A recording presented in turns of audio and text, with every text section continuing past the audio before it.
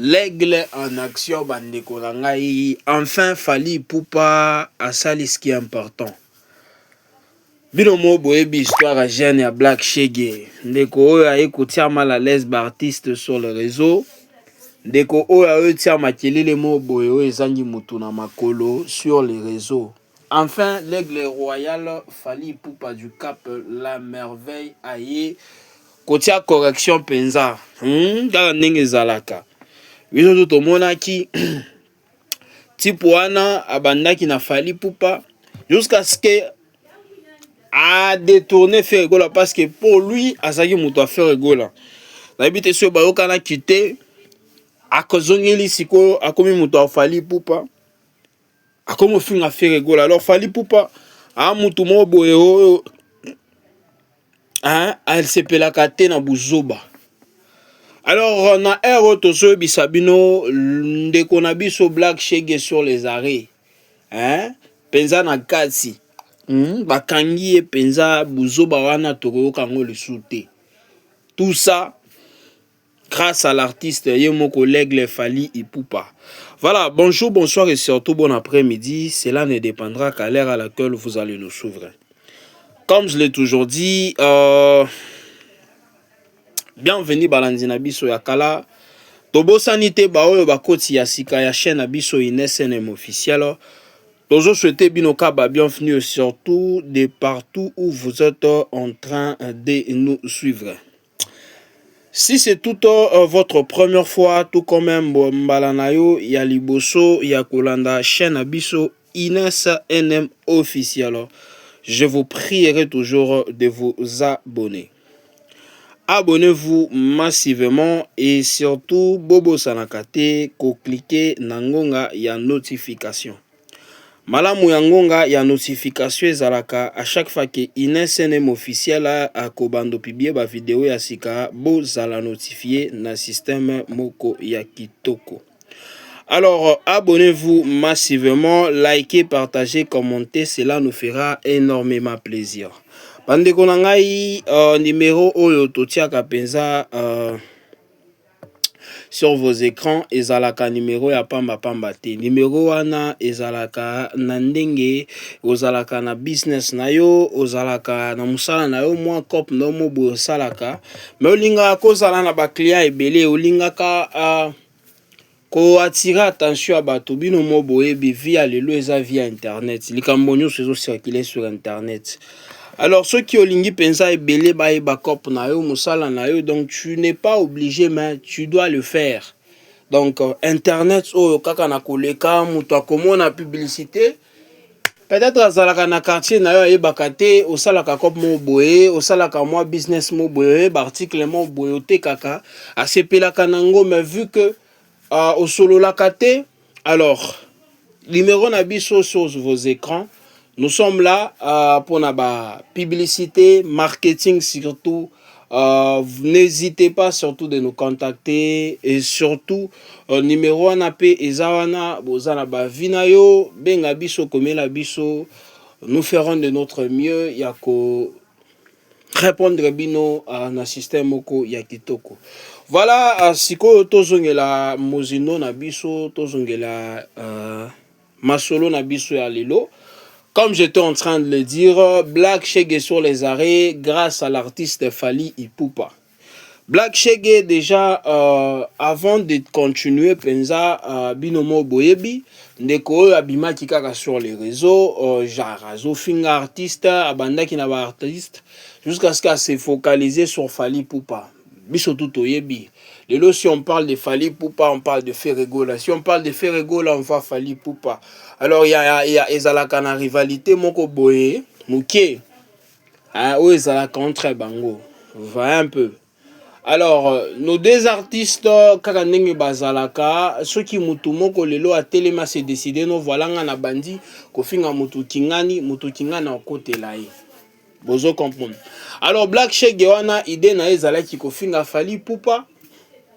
Koku misafi elle fait rigola.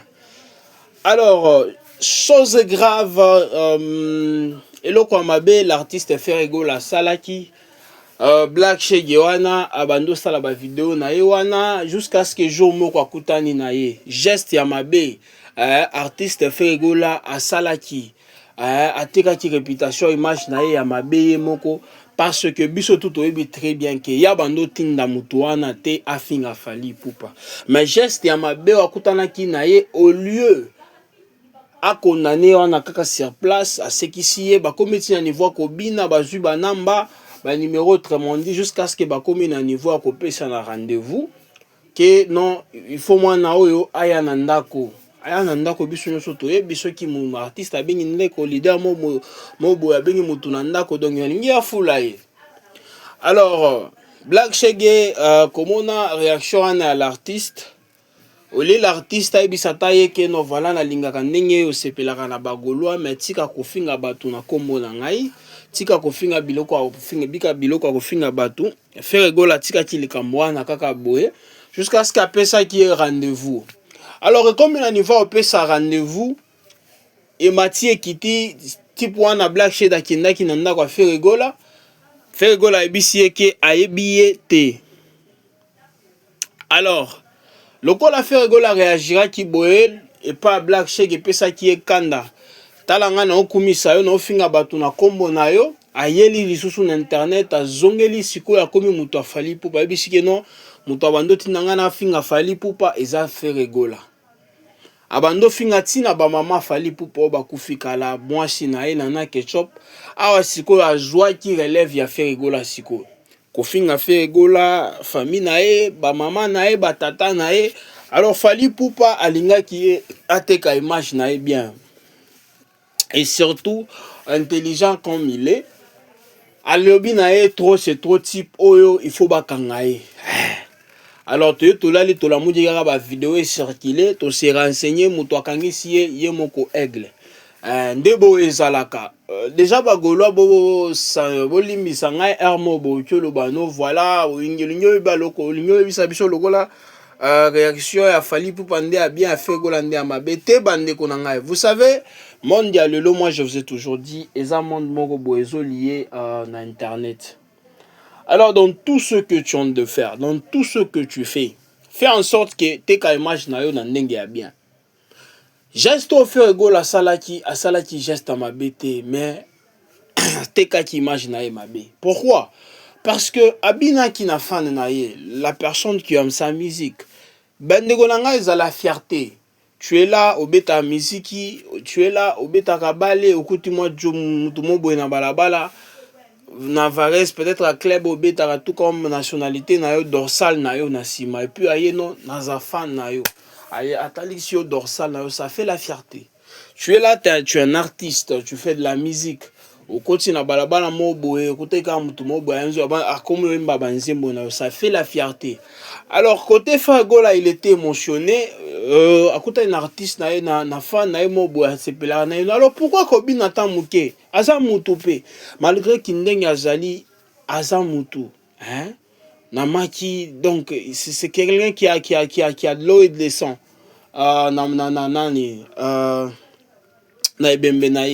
Voilà. Alors, asala ki o ezalaki comment yakosala abini na mais yamabe.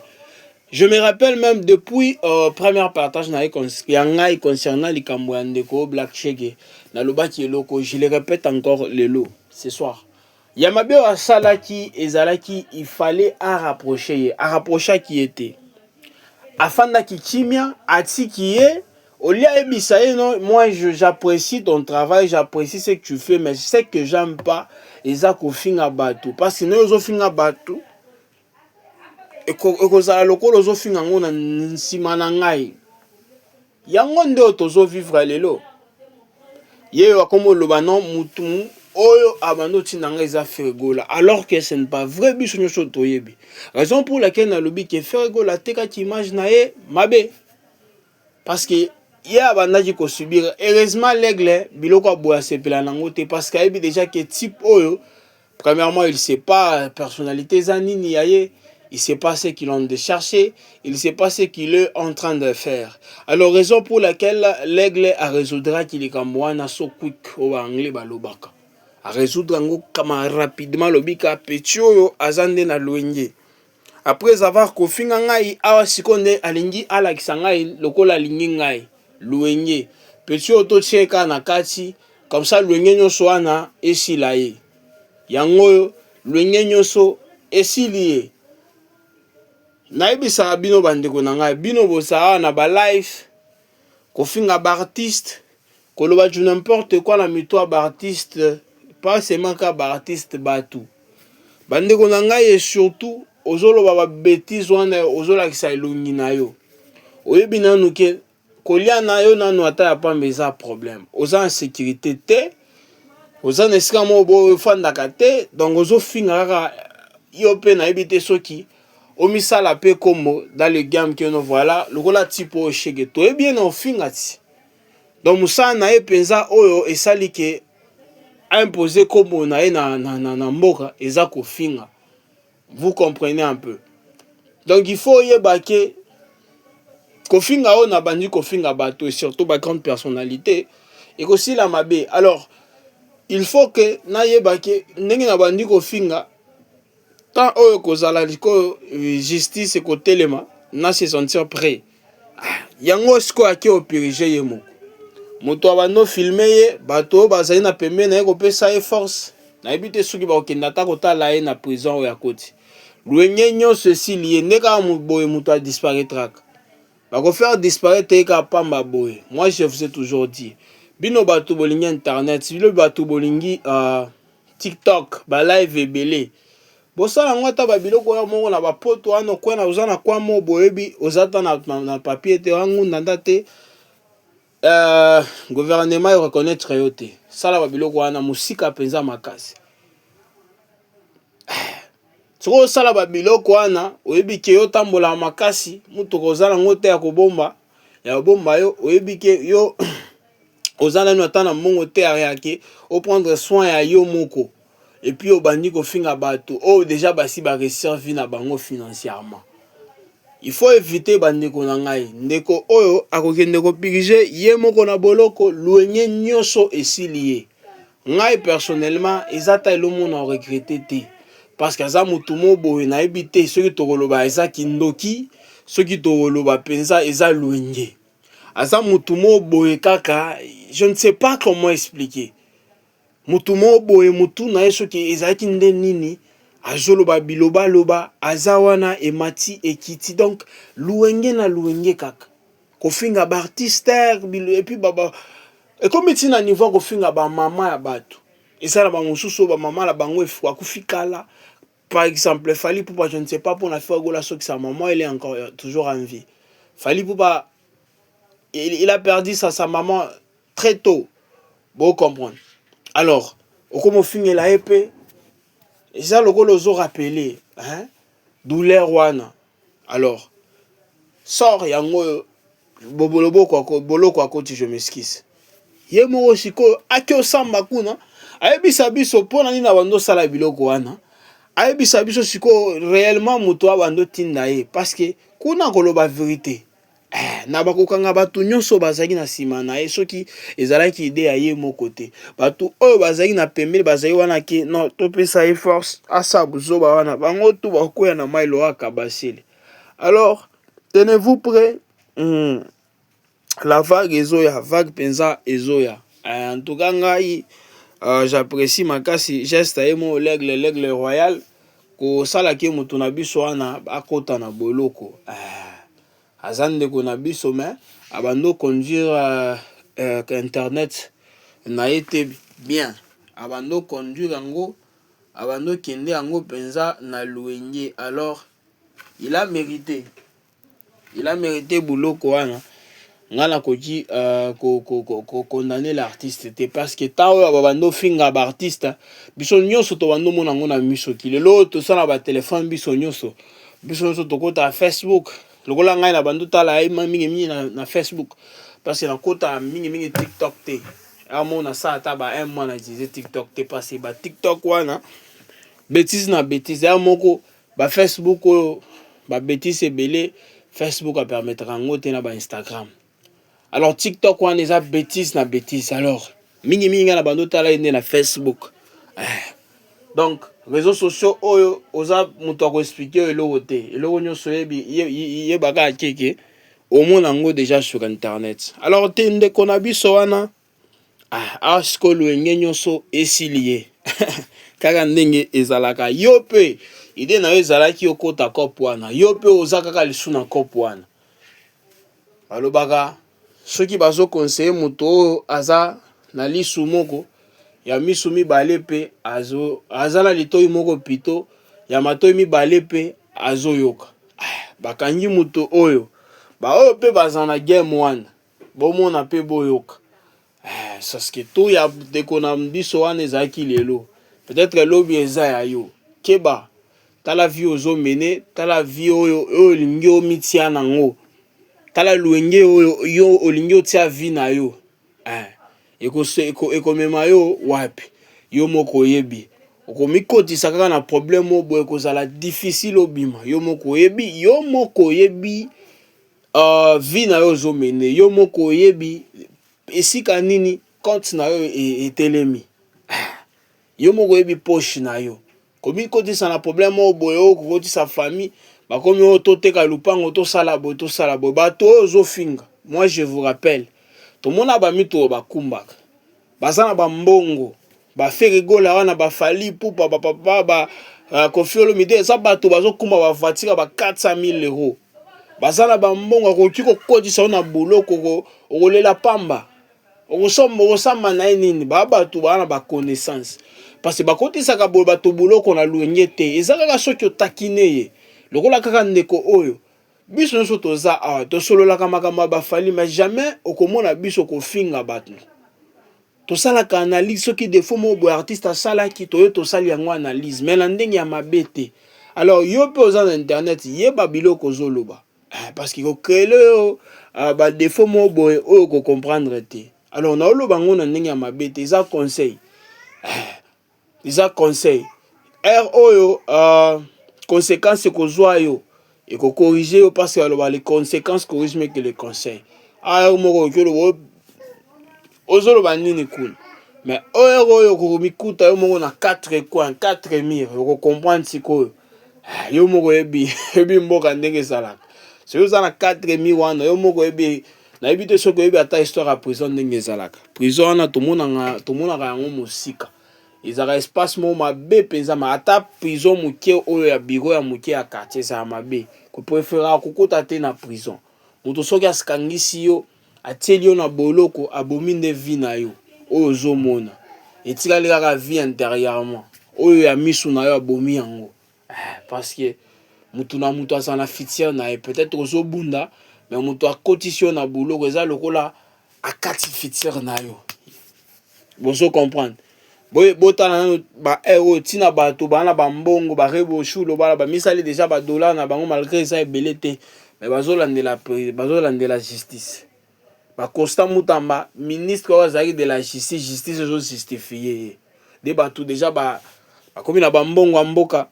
Alors yo chombo kaka ya pamba o to ebite soki o gagnaki na winner to ebite soki e ba pesa ki o anniversaire mobile to mwasi na sombeli yo mo ebi réalité o zaki chombo na yo wana soki iPhone na yo wana image kaka clair yo ma o bandi ba selfie ba live comme finga. Alors tant pis pour toi biso nyonso tozomona réalité oyo ezoleka sur internet.